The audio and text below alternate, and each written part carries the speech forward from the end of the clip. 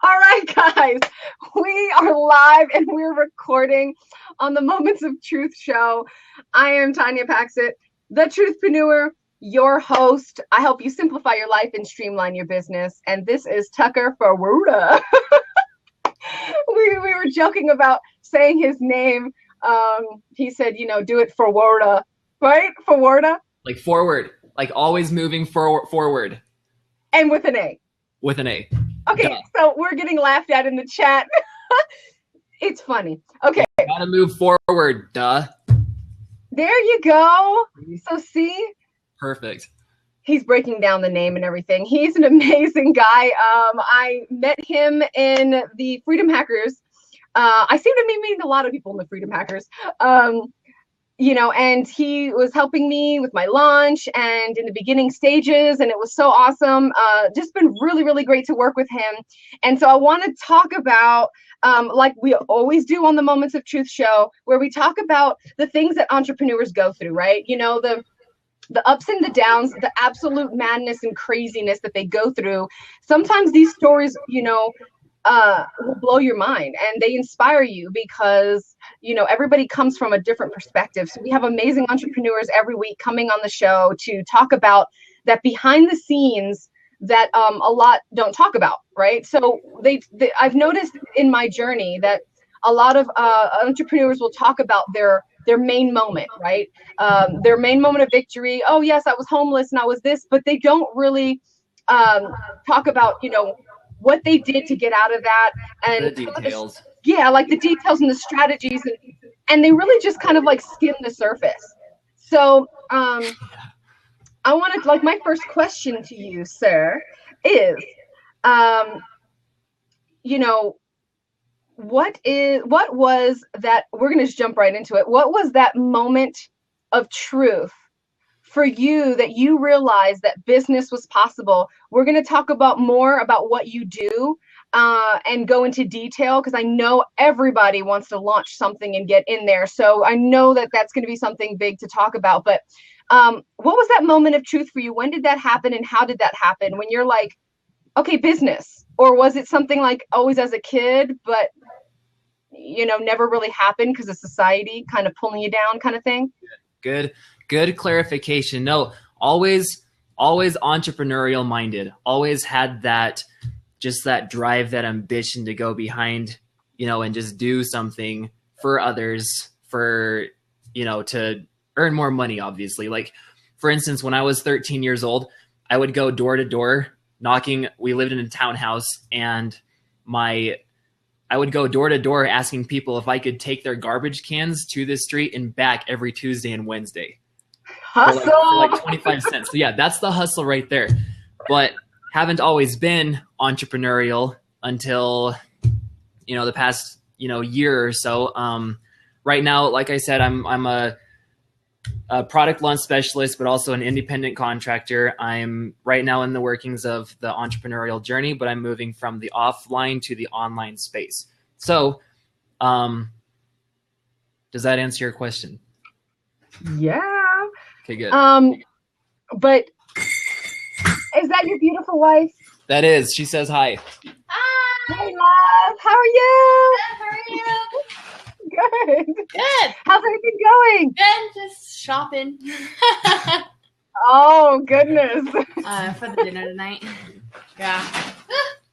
So hi. She's also in the journey as well.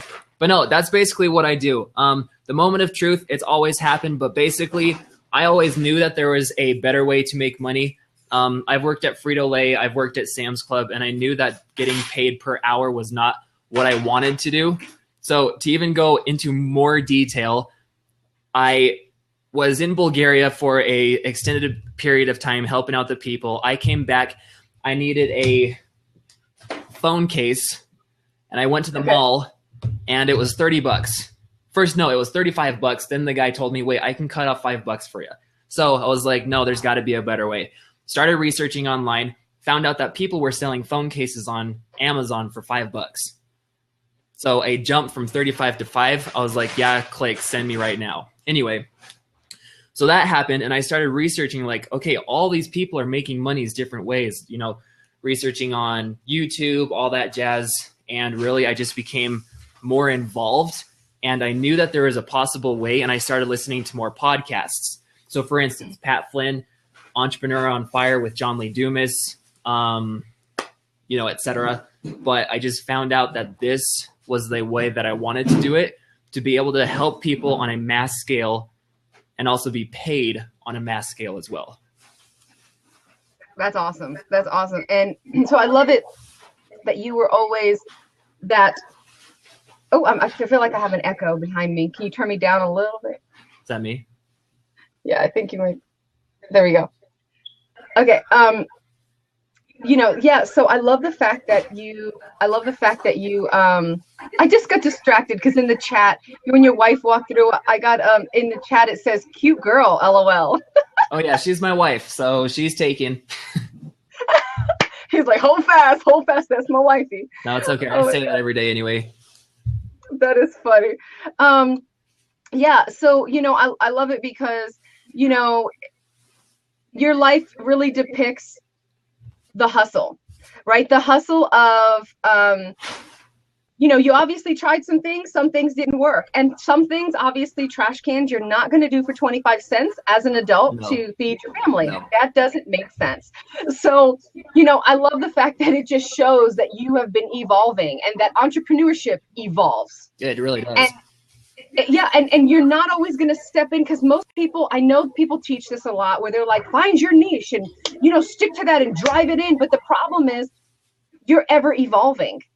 And so, it's really, it's really hard to do something like that. And so, when you're taught to start a business and then actually, zero in, that's the first thing they tell you, to build a brand. The best thing to do is to build your brand yourself, right? So Tucker Ferwerda, and Tanya Patxot.com, and now I'm known as the Truthpreneur. And so I have the Truthpreneur site, but I still drive people to TanyaPatxot.com. Right. And so, I love Tanya, you're stunning. Oh, thank you. Yes, she is. I appreciate it. So, let me ask you this. When you were stepping into, because I love how you transitioned and you allowed yourself to transition. That was the biggest thing. Most people don't allow themselves to transition in entrepreneurship. Thank you. My hair is spot on. I just actually got it done for my new launch coming on Monday. Bam. So I'm excited about that. I'm like, yes. So can you tell me, Tucker, what was that moment of truth for you that brought you into the perspective of, I want to be that launch guy. I want to be the guy that helps people establish their business and create those funnels and launch them out into where they're actually making money. Like, what was that moment of truth for you? That moment of truth, that actually happened when it's been a long moment of truth to say, because back in my early entrepreneurial days, I would create ebooks. I would try to do affiliate marketing, that kind of stuff. But it seemed more of a hustle because I never just had that following. I never had people to even help out. So all I felt was like pushing products on different people. But I realized it when I started noticing everyone else doing their launch. So they would build up their audience, basically. They would nurture their audience, and then they would sell their audience. So they'd create their audience first. They would then ask them what they want, and then they'd sell them stuff, like Derek Halpern always says, right? Anyway, I noticed that, and I noticed everyone was doing it, whether it was online courses, whether it was ebooks, whether it was blogs, whatever it is. Everyone was following almost the same exact step to a T on launching something. So I started trying to do it, but I found out you have to have an audience first, because when I made my first ebook, it took me 9 months to write and edit and do the cover, put it up on Amazon, and I was like, yes, boom, like here we are, but no one bought it. A gazillion bucks, right? You're like, I'm going to be rich. It's going to break through. Off this first book. Yeah, I'm just going to, I quit my job right now. First ebook, boom, But first of all, I bought a course, I learned how to do it, and I put the book up there, and just nothing was happening. And I'm like, why? First off, I didn't have anyone following me. I didn't have people telling me like, look, Tuck, this is what I need. And then third, I didn't do the title correct. I didn't do the cover correct. So anyway, I learned that, and then I started noticing everyone else was doing the same thing I was. So like coming up with products, trying to sell them, then they get frustrated because they're not being sold, and then they're done. They get frustrated and they quit. So that's basically it. That's awesome. So, I love it because that is exactly how we start to flow, right? We go into the perspective of, okay, have a passion, we're starting to follow it. And that's why I always say the passion is the pathway to your destiny. It's not your destiny, because it's always going to be evolving. It always changes. It is. And so I love the fact that you're sharing that, because you started an ebook and you thought, okay, this is it. And then from that point, you saw a need, and then you started really liking the fact of list building and understanding. Oh yeah. And then you're like, okay, this is what people need to know. Like, they need to know before they spend 9 months on an ebook. They need to know maybe even tips on how to finish it faster. But, they need to understand, they need those tips to understand, like, once you have that, how do you launch it? And a lot of individuals, and I was like that, where I thought, dude, I'm online. I got this. I'm going to create this like magnificent thing, and everybody's going to want it. So I'm like, and then I'd be like this best kept secret. And I know that there's a lot of people out there that are this best kept secret. And it's not because of the product that they have, but they think it is. Right. It's because of how they're launching it. And they don't realize it's a strategy, right? It's this long-term strategy to list build. I mean, for me, I've working even on my stuff, on my launch coming up, it's been evolving over years. I mean, I've actually, I actually started this launch when we talked, it was back in January. Yeah, it's been like a month or so. Yeah, like actually building, and now it's going on 2 months. I started this actually, though, in November of last year, strategizing, figuring out how it was going to go, then looking for the people to get involved in how I was going to do and all this other stuff. So, like for you, when it came to from that point of launching the ebook, getting online, from that cell phone moment, right? All the way to you're like, okay, I'm this launch guy now. I help people establish their launch, establish their email list, and all that. What were moments of truth that you started realizing in that process that were like revolutionary, that were really simple for people, or simple for you, where you're like, duh, but honestly, most don't know and don't get, because they're following a go-billion people. They're scatterbrained, and they're like hungry to try to just make the money. So they're missing the simple things. What were some of your moments? Can you give me a couple of those moments where you're just like, duh? Well, at first, I would say it first came from just my local setting. I felt like the stuff that I was into, especially right after high school, when you grow up in high school, you're all pursuing the same journey. You're all on the same path, basically. But then after you leave high school, you graduate. It's almost like everyone takes a different turn, right? Because you're not all together. But I started noticing that I was really into, online marketing, digital marketing, that kind of stuff. But I think people know about it, but they're not aware of the possibilities. So, for instance, I tell people about this kind of stuff all the time, and it's almost like they don't know about it, or they don't think it's possible, or they think, in a way it could be an entire scam, like, oh, it's not possible, just go get a regular job. But really it is possible, because I've seen people do it, and that's the stuff I research and help people do. That's awesome. So you actually So you're able to actually just help them strategize that whole launch process. Yes. And so, what are some of the simple things that people overlook? I know you said opportunities. When you're referring to opportunities, are you talking in reference to the opportunities that the launch can bring you, or are you talking about, like, what exactly you're talking about when you're speaking the opportunities? Just the opportunities in general. But yeah, to be more specific, like, I think everyone wants to go beyond their measure. Like, they want to write a book, they want to do something, but it's the beginning steps that are really hard for people, especially like I like to say, like, a launch is only as good as your pre-launch.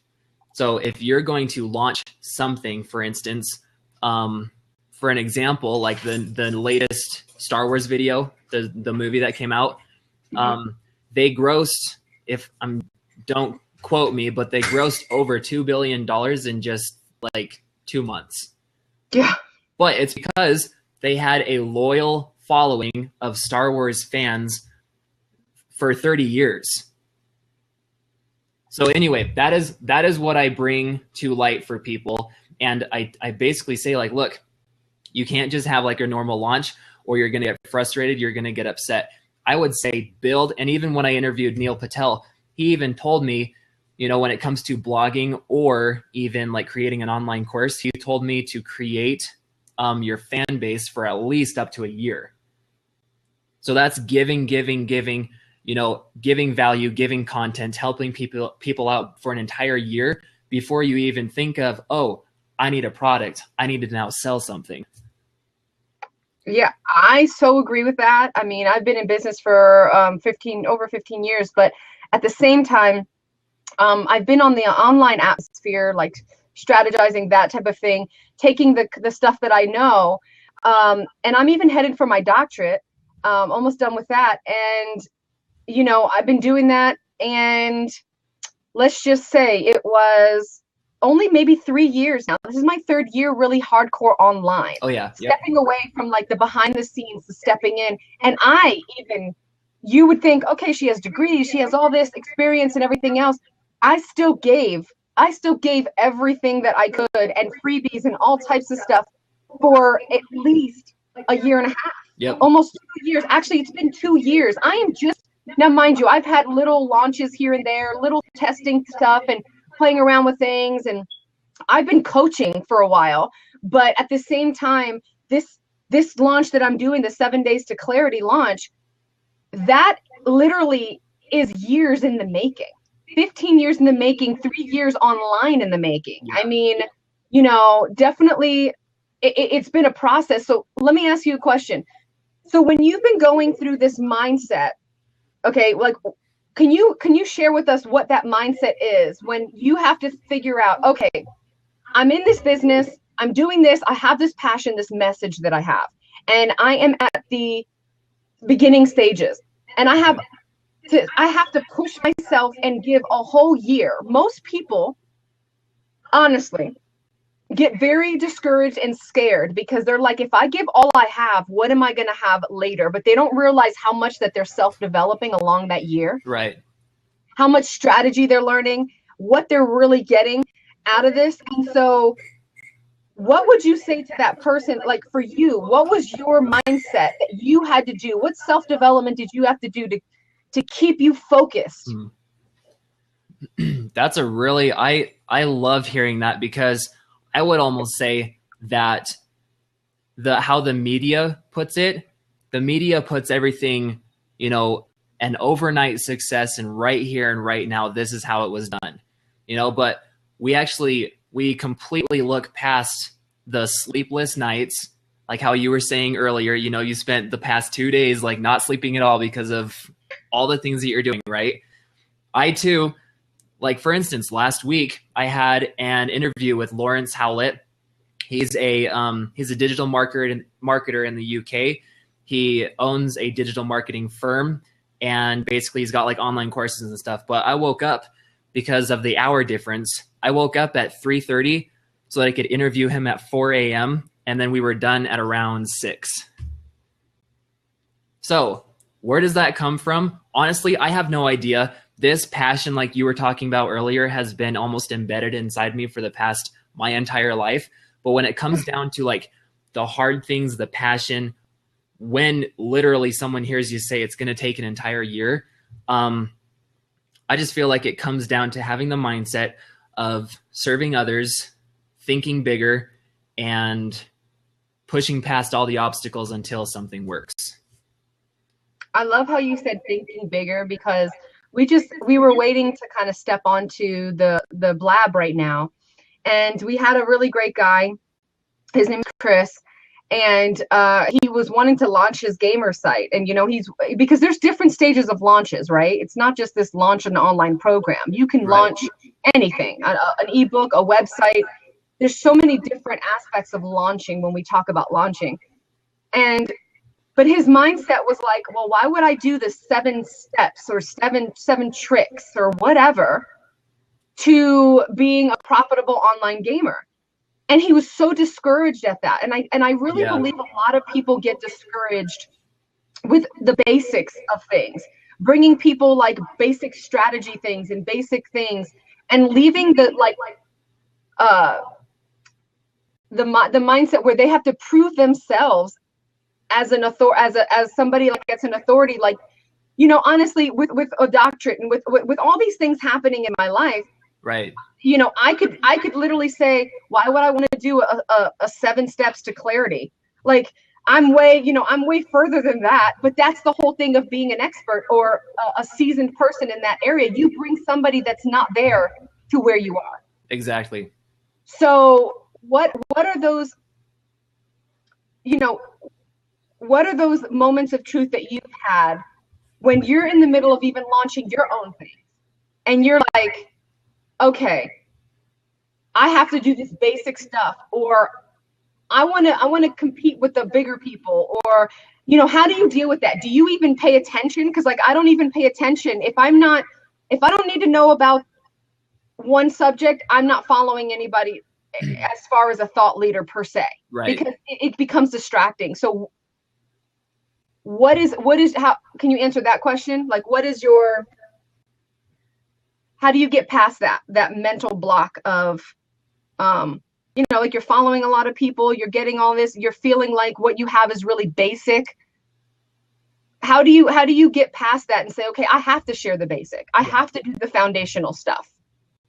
So I think, especially with me, I spent a lot of time in research mode, which is both good and bad. And I'll tell you why right now, because when you're in research mode, I feel like you're trying to get it's good because you're getting all the information, you're finding out what people are using as tools and resources, and you're figuring out what people are doing. But if you stay in research mode for too long, you actually short circuit yourself, and it almost becomes a habit. Like, oh, I got to make sure I'm perfect all the time. So I got to make sure I have this before I can even do anything. But really, you need to start where you are with what you have and then build from there. Like babies, they don't come into this world running, right? How long does it take them usually to start walking? Right. Yeah, 9 months to a year before they start walking. So that's my whole philosophy, is trying to help people understand to, remove the mental blockages, to help teach them where, how to get to where they want to go, and use that to their advantage so that they can actually launch and live the lifestyle that they choose with informational courses. Okay, so how did you break past that barrier of research? I'm still breaking past it, but basically it was an awareness. And also wonderful help from my wife too. She is, I like to say, she's my better 3/4. Anyway, though, no, but really, she tells me the things that I need to know that I don't know, when it's good, because then there's that yin yang, there's that equal balance. But I noticed it that all I was doing was researching. I subscribed to a ton of podcasts and email lists and followed everybody, but I wasn't getting anywhere. So then I asked that question to myself, why am I not progressing? And it came down to you're stuck in research mode. You're trying to have everything perfect right now. Plus, you're learning about selling stuff on Amazon, selling stuff on eBay, selling stuff online, when really you just need to pick something that you're good at, pick something that you love, pick something that you want to become, and then focus on that so hard that when you do have a question, that is when you actually go back into research mode. Yeah, I love how you said that, because I've noticed a lot of individuals, they forget the implementation mode.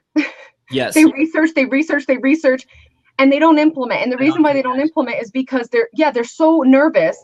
But the funny part is, like we were talking about in the beginning of my launch with you, where there was a progression, and it was like, okay, what is going to, like, we knew what worked for a lot of people, but what was going to work for Tanya and the Truthpreneur and the 7 days of clarity? Because this is what people don't get, is that when you're past that research mode, you start implementing, meaning you start setting up that launch, even if it's a soft launch and you're just like setting up an ebook to see if people are going to really, after you've done your immediate research, you're kind of like, I love it how people are like, what's your target niche market?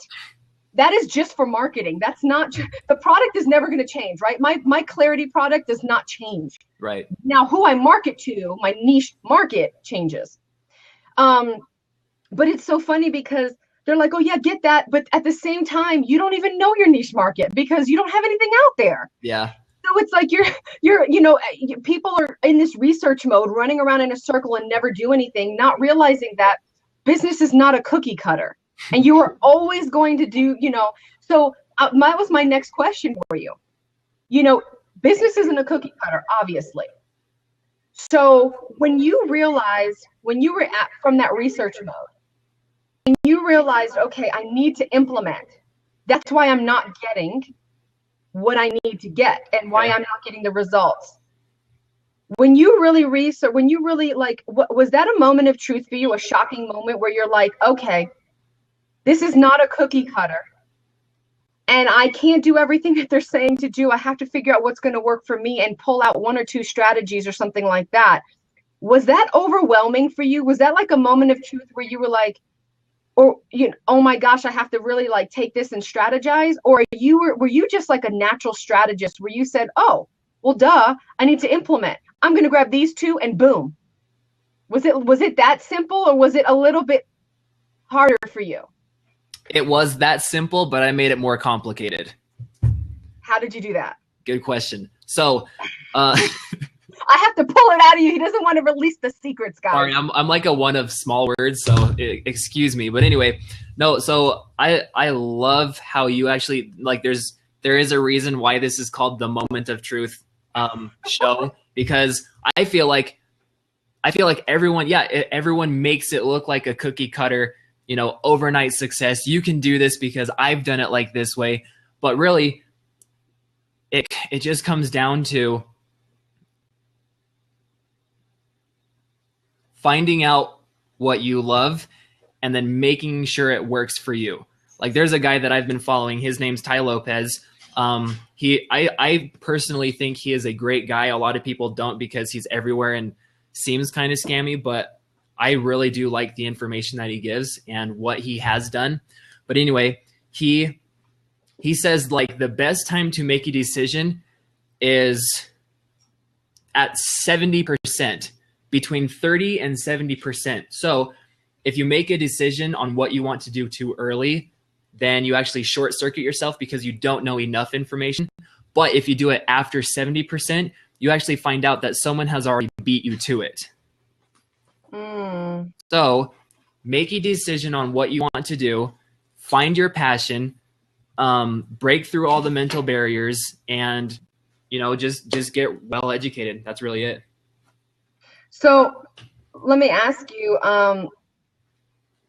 for you, because we were talking about this even earlier off live, when did you actually feel qualified enough? Because I always say, you can be qualified even if you know just a little bit, because somebody obviously doesn't know what you know always. Right. So was there a moment of truth for you, like a breakthrough where you had to get that mental barrier where you said, you know what, I might not know a lot, or I might not be at whatever level, but screw it, I'm going to go hard? Like, was there a barrier for that? Or again, was it easy because you've always been in this kind of relentless flow? The barrier, to give it briefly, is always there. But what you do with that barrier really decides your future and basically your journey. But yeah, like I'm always still constantly breaking past those barriers, because I'm constantly feeding, because I personally know that I'm not perfect. I know for sure that I have so many things that I need to work on. So it comes from self-awareness, and then setting up some kind of strategy that works for you, because Sally Sue could tell you to do something, but maybe it's not your strong suit. Tanya, you could tell me, hey, I dyed my hair blue like this, so I think you should too. But I'm going to be like, no, like that for sure will not work for me, because it comes from my personality, right? Yeah. Anyway. Red would do. Red? Red would look cute.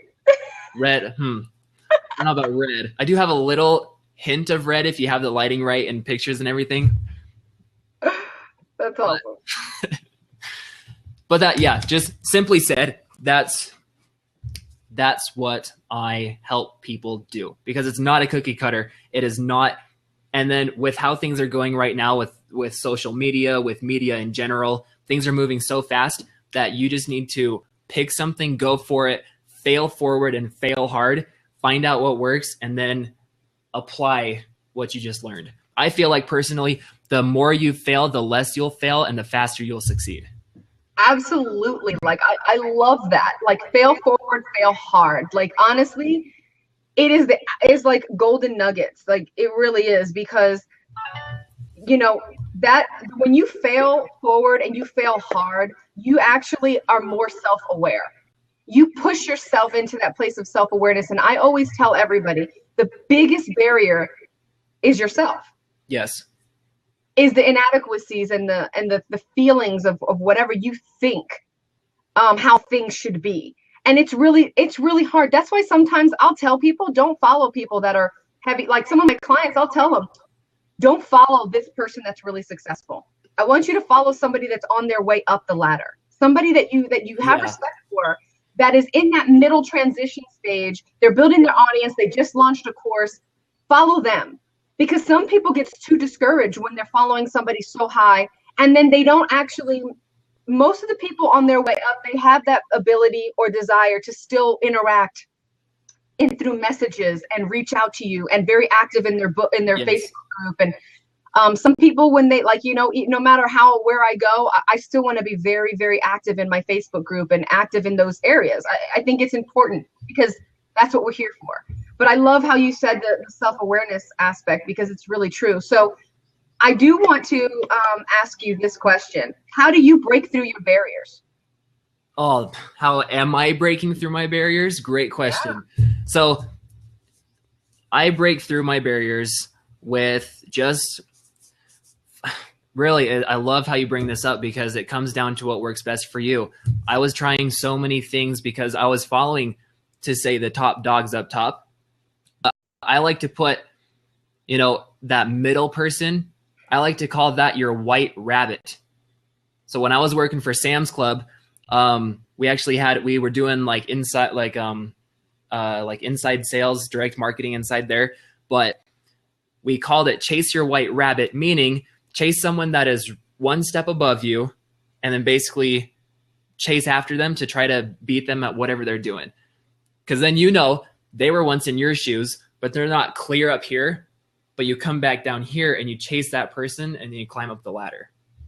So that's one point. Second point is making sure that you're applying and you're driving through all the hard times. And that's really it. I'm really just kind of a gung-ho personality. And even me and my wife, we were talking about this, but I just like to get things done but some people actually need to think more, if that makes sense. So really, you just need to work hard. You need to work on your strengths. You need to blow up your strengths like no other, and you need to have people help you with your weaknesses. That's awesome. And that's something that I do very regularly, where you say the chase the right rabbit, and that's really great for individuals, like you said, like that are, it's like a little competition, right? It's friendly. Yeah, exactly. It's nothing major, but I actually like to take those middle of the road people, reach out to them, and begin building a relationship. Because what you can really do is interesting. Yeah. Not only just leverage their platform, but you can also grow with them. You can fill in their weaknesses. You can mastermind with them. So I'll invite them maybe to like a top end mastermind or something like that, or something, you know what I mean? Something, I will go into their Facebook stuff. I'll get all of their things, and I will literally look at all of their freebies. I will follow back with them, email them, comment, engage, until they're like, who is this Tanya chick? Like, what is going on? I have been into masterminds. I've gotten interviews. I've gotten best-selling authors. I've gotten tons of people from this strategy, because I did it in a genuine way. So there's the 9 environments I talk about, and one of those are social and those relationships that you have. Yes. And one of those things, the fastest way to grow is through your relationships. I think I'm going to stop you there, because I think that is really important with your relationships, but also with intent as well. Because just like how you said, if you have, I personally believed that, hanging out with my friends, spending time with the wrong people, to say, I was getting just upset because I was not going the way I wanted to go, because I was around the wrong people. So finally decided to actually start surrounding myself with people that I want to be like. And I actually found out that I do have something to offer after people started asking me questions. And then I did have that fulfillment, that satisfaction of, wow, I can actually do this. And then I actually took it full forward. Who cares if they're the big top dogs? Who cares if they're the little dogs? You can still offer great value to really anyone. And that is when you start actually progressing, is with the right intent and right relationships. Yeah, absolutely. And if anybody wants to jump on and ask questions to Tucker, you are more than welcome to. Go ahead and grab a seat. You can grab the little, hit the little call button, and just jump right on. And you can ask him questions live. Ask questions in the chat as well. You can definitely do that. I love the fact that you said, hey, Daniel, you're more than welcome What's up, Daniel? To ask some questions in the chat, or even jump on the seat live with Tucker. He's a launch strategist, not just with products and other things, but he'll help you launch your business and strategies and all those other good things. So, I love how you said intention. You know what? The relationships I've built, you're one of them. We have long-term intentions. Like, I know that we have projects together. I know that there's something there. I don't know what, but we are nourishing that relationship. And how we nourish that is, like, we're in a group together, or we're doing something. I'm always like, oh, Tucker's good for that. I'll tag him on that, and that's what we have to do, like, as we're growing and developing. And so I want to definitely press upon that point that you said, because it's really important that we make that very, very clear, that when you're pursuing these individuals, I've had people pursue me. I can tell that what you're trying to do. Right. Within a matter of 2 or 3 days, they're tagging me so they could use my audience or something. I'm like, dude, are you really kidding me? I'm going to add you into my Facebook group so that I can offer you value, or totally been there. I'm there. I've had people say they want to interview me, and I'm like, well, I'm going through a launch. I'll go ahead and I'll do that. And, I just, that's just how I am. I'm like a Neil Patel, where it doesn't matter how big he is. Oh, exactly. He'll jump on an interview. Yeah. So, he'll make time for it. And I love his heart. And that's why I love following him. And I loved seeing him live and getting trained by him last year. It was really eye-opening. And that's why he's one of the bloggers that I always follow, and I always will. Right. And I have his content, because I don't follow as many people, but, I'm very selective of who I follow. And but yeah, they like wanted to interview me, and then they're like, I'm like, why am I in this Facebook group? And they're saying, oh, well, because this is where you're going to be able to get to know the people that I'm in my audience, so that way I can interview you. And then they never talked to me again about the interview a week later. And I'm thinking, yeah, not so much. And I had to take them off, you know? Yeah. And this is the things that you're going to run into. So I want to just say that, just because we're trying to encourage you, obviously, because you're going to run into that when you're trying to build a community and try to be with people. You run into that kind of stuff. So, yeah, but what is your last words? And we'll say last couple sentences, so I know that we're not like, you're not literally going to be like, go for it, you know, because I know that you would do that. Yeah. Give us a mouthful of your last words of some of the breakthroughs that you've been through, your moments of truth, and even some that you're going through now, doesn't even matter, but that would really help our audience not only be encouraged, but see the realness that you and I are regular people, but we are just above average because we choose to be. We work our butts off. I mean, we do what we have to do. It's like, you say jump, how high? I mean, when you were telling me to do stuff and you were giving me deadlines, there was no excuses. I had tons of stuff to do. 3 children, you know, my husband, a dog, church, all these things going on. But when Tucker said to do something, Tucker, did I not just do it? You didn't only do it, you like fulfilled it to like 110%. Like I was like, wow, like boom Tanya, she is the boom Tanya. She knows what she's doing, and I don't even have to worry about anything because she's gonna do it right away. I love it. But I wanted to make you working with me pleasurable, number one. Number two, I wanted to show you that I loved, and you know, I loved what you do, and I honored you and valued your time. And that, if that's not a good takeaway, I don't know what is, to actually, if you're going to meet with people and connect with them, you know, to do that. But what are some of the moments of truth? Just give us like 3, you know, that were really pivotal in your growth right now. Like, if you can look back and you can say there were 3 things, these moments of truth that you were just like, this changed the entire direction. It could have been one quote, a video, a word, it doesn't matter. Like a book that you read. What were 3 things that you can say were foundational to say, I am here right now? Okay. 3 things. 1, I personally believe that there is something inside each and every single person on this earth, out of the 7 billion people here, that makes one individual tick. Meaning, when you talk to someone, you can tell whether they're alive or whether they're asleep. So really, you need to find that thing that gets you up, that gets you up at 2 a.m. in the morning with full grin, you know, cheek to cheek. You need to find that one thing that gets you going, and you need to pursue that thing, focus on it, and stay consistent.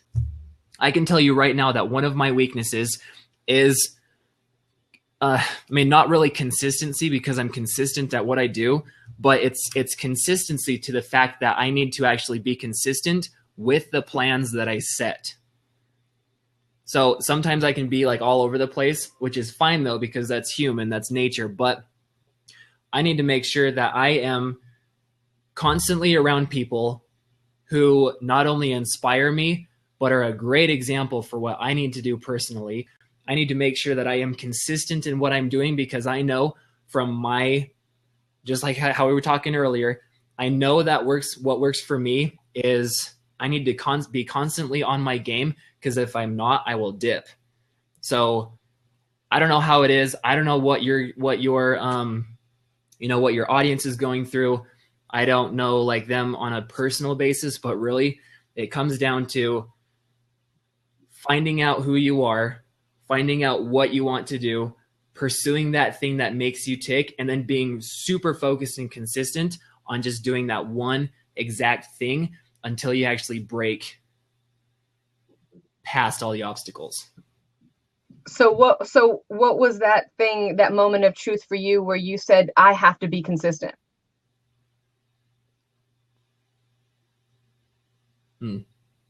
It really, it really just came down to making sure that it came from my weaknesses. That's what it was. It came from my weaknesses. I realized and was aware that I have a really hard time. It was actually from that 16 personalities thing that you sent me. Remember? Oh. Yeah, it was from that. I realized that I am really, I'm a good visionary, but when it comes down to the daily mediocre tasks that I got to do every single day, that is where I struggle. And it's because of those weaknesses. I'm now turning them into strengths because I'm focusing on my strengths. So that's really it. You got to find out what works for you, hone in on your skill set, get that done, and just find out what works. That's awesome. That's Does awesome. that answer your question? That was one. Now ask the other one. That was one moment of truth that you had. Oh. Where you said I have to be consistent, and it came from a personality test. When we met, we were very similar in a lot of ways. So I wanted to know, I give my clients these a lot. When you take the 7 days to clarity challenge, you're going to be able to do that too. It's 16personalities.com, and you get to find out your personality, and it's really eye-opening because you can't argue with it. In all retrospect, you really, really can't. It's so spot on. But what I was also able to do is I was not as aggressive as what the personality trait said I was, because see, I was married to a different personality trait. So I could see him in myself, and I could see my mom, and I can see some of my leaders that started, making those rough edges smooth, which is what I loved, because I could actually see what mentors were actually effective in my life, because I could see their personality and some of the things they taught me inside my own when I lined up my baseline. Yes. So that was something that was really, that was pivotal for you, where you looked at that was your moment of truth, where you said, crap, you know what I mean? Like, I read this, it was like this aha moment. And from that day on, now you're in a pursuit, I'm almost sure of clarity and productivity, automation, and understanding how to really flow and carry out things that you plan. Yes. It's always harder for yourself. You can be really good and set a plan for somebody else, but when it comes to yourself, it's like, oh, dag. And that's why you just make it 10 times worse. Exactly. That's why coaching is awesome, because it's that what is it that I always call it the blind side, that you have. So give me 2 more moments where you were like sitting at your couch, you were driving, you were talking to your wife, and you were like, oh my God. Oh, you mean like every other day? Because my mind is constantly racing. I'm always on Evernote writing down my thoughts. There's about 50 moments of truth daily, just to let you know. But the most pivotal ones was the one I just shared. And I'll give you the most recent ones too. There was also another time when I realized that I was getting so overwhelmed with, like, again, research mode. I was getting so overwhelmed by listening to this person talk about this subject and then this person talking about this subject. So I almost had to do like a media cleanse and really just hone in on the people the people that I found out that what would work best for me, they were already doing. So I knew I always wanted to podcast. I just didn't know when. But like I said earlier, interviewing Neil Patel and Lawrence Howlett, I know just for me personally, people are really attracted to my personality because of, one, it's almost like my passion to say for whatever I do, but just my excitement. So I found out that I love listening to people, and more of like I just love podcasting. I love everything that it can do for people. I love interviews, and that was one moment of truth. Cut it short. Anyway, my third one, we'll go from there. I don't have one on the tip of my head right now.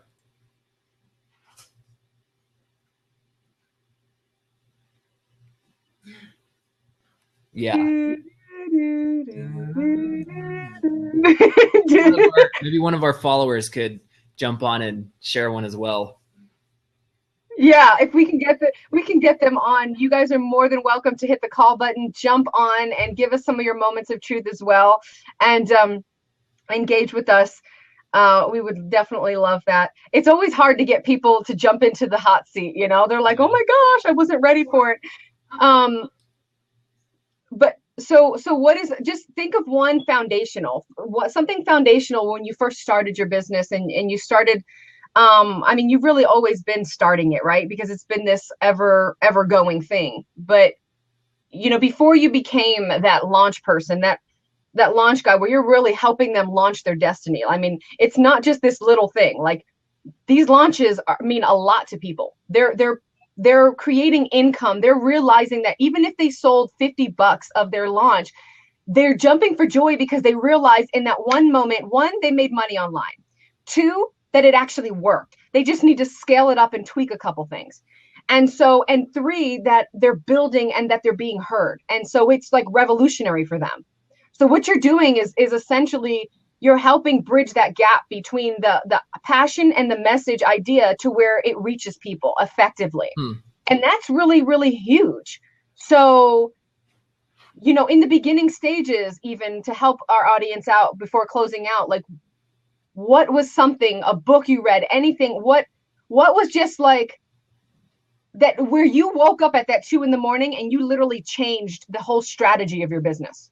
Yes. So, okay, while you were saying that, I came up on one. When I was interviewing Lawrence Howlett, and I love themes. And what I mean by themes is when I'm watching and listening to 10 different people and they're all saying the same exact thing, I personally call that a theme, because it's a theme that everyone is following. Everything is doing. It's like a trend, right? Yes. So when I interviewed Neil Patel, he said, what did he say? He said, create your fan base for an entire year or so before you even sell them on a product. Why? You need to create that like, know, and trust factor for you and what kind of person you are. Second, when I was interviewing Lawrence Howlett, he said, focus on, like, a lot of people, they want to create something. They want to leave their 9-to-5. They want to, you know, they want to make money online. But once you start focusing on that making money online part, everything else doesn't even matter, because your intent is wrong. You need to be, if you want to make $1 million, you need to freaking help 1 million people if you want to do that. Yes. So that was one of the most recent, the most eye-opening. Like, I love now where I am, because I'm switching from, I mean, I'm always just constantly going and improving and all that stuff. But I wanted to make sure that I said that it all comes down to service and having the right intent. I love it, because I'm all about intention. Every time I teach anybody about clarity and productivity, I'm always talking to them about setting the right intention. Yeah. So I set multiple intentions throughout the day. You know, like, I literally, because I'm launching, I have to take these days to get breaks. I literally set an intention last night as I woke up, to say, I'm setting an intention to spend time with my kids, my family, and I'm not jumping on until this interview. Yeah. That's it. Yeah. I set an intention and that was it. So intentions are regularly throughout the day. You know, I'm setting an intention to say, I have my list of 3 things that I'm going to do. And those 3 things will be done before I hit social media, before I hit any platform whatsoever. When I sit on my desk, this is what I'm accomplishing. And if I don't hit social media that day, then oh well. Because, you know, I have already scheduled my content to go out, you know, so I'm not really worried about it. And that's why I do meetedgar.com, because it's constantly evolving, and I don't have to, like with Buffer, I have to constantly, Buffer is really great for like strategizing, like when you're wanting to like get other people's content and you're like, oh, I love that, I want to put that in my queue or something like that to share later or whatever. But, you know, I love that. And the great part is about, I put my Sniply, because I want to make sure that, you know, like even content, when I share somebody's blog post, that they can always go back to, you know, learn about more, because it's obviously pertaining to my niche. So, you know, but it's intention. And so I love that about what you said. And I'm all about that. I also love the fact that you said about the whole year. I want to encourage our audience to say, listen, that even though you're building for a year, they're still buying from you. Oh yeah. Like, you got to understand, because when you're giving all this value and you have the right intention and it's purity because you really have a passion to help people, that's, then this is what they're going to follow you. They're going to seek you out. I've done it where I've searched people out on Google when I didn't know their platform, didn't know their Facebook, but I searched until I found them because I loved what they were talking about. Hence why I love doing the Moments of Truth show, because it keeps me so grounded. Everybody's like, well, what do you really get from it? I'm like, I listen to entrepreneurs and their stories. I listen to their heart. I listen to and it helps me even understand what I'm doing. But more so, I hear their stories and it keeps me grounded that I'm serving people. They're not a number. Yes. They're not just money. Yep. But they have a family. They have a child. They have heartaches. They cry at night. They're trying to figure out how to make this thing work for them and be successful. And it keeps me grounded when I hear all these stories coming at me where it's just like some of them are just, gut wrenching. Right. And some of them, so it's like, wow. And so I love that. And I like the fact that you also said, throughout the year, you follow something and you follow your strategy and you put it all the way through. And what you essentially were saying was, don't follow the shiny ball. If you are going to focus solely on building your audience, podcasting and blogging, don't follow the shiny ball. No. Don't go over here and start doing this over here and this over here. I like more video, but I also wanted to do podcasting. Blab has been amazing for me. I load this up on my podcast. There you go. And I can still touch my audience with video because I love video. Yeah. Because that's where personality comes out and people actually get to see, I'm just a bit more passionate. I love to see you. Yeah. I like to talk to people, but I'm not crazy about the phone to begin with. I'm more in person. So podcasting makes me feel like I'm on the phone. So that's why this is such a great medium for me. I love it. So it was a really great. So that's what's working good for you, and you're pursuing it because you know it will work even better because that's where Tanya is instead of somewhere else. You know why? Because I'm looking at you right now. I see your interaction. I see your facial expressions. And guess what that does? I'm excited. I'm engaged. And now my podcast, when they're listening in their car, they're doing whatever, they hear that. Right. But, now I don't mind doing a podcast but I'm a pacer. So I have to be walking if you want me to be that engaged. You know what I mean? Yeah.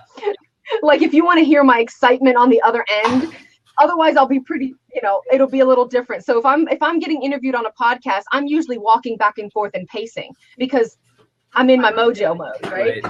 So, but I love it. I love the points that you brought, and they are moments of truth. Tell your wife I said bye, little hugs and kisses. She's out. She's going to go do some things. More shopping. Probably. Take all the money that you earned. Yeah. It's good though. But yes, it is good. And I love it. Tell us as we end, thank you so much for coming on. I know I ask a lot of questions. Those moments of truth. Where can we find you? I know that if they go to the momentsofTruth.thetruthpreneur.com, they actually have a link that they can get your freebie all week. It's been up. Okay. So, where can they find you to be able to reach out to you? So as of now, I it's kind of echoey. Is that better?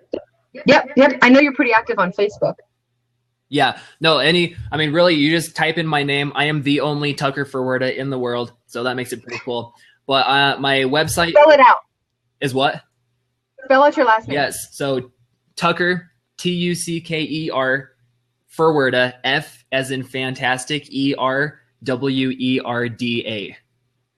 As in fantastic. As in fantastic. So you can find me at prelaunchprofit.com/free-report. Anyway, you can get my report that I made that will help you launch your business and create the lifestyle that you want to with informational products. But also just hit me up on, tuckerferwerda@gmail.com. I love emails, but I'm also very human and I do have a Gmail account. So hit me up, find me on Facebook, Twitter, and that's where we go. Awesome sauces. All right. Well, guys, Tanya Patxot here, known as the Truthpreneur.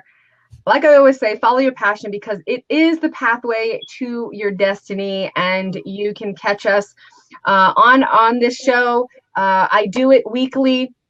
And you can go to momentsoftruth.thetruthpreneur.com.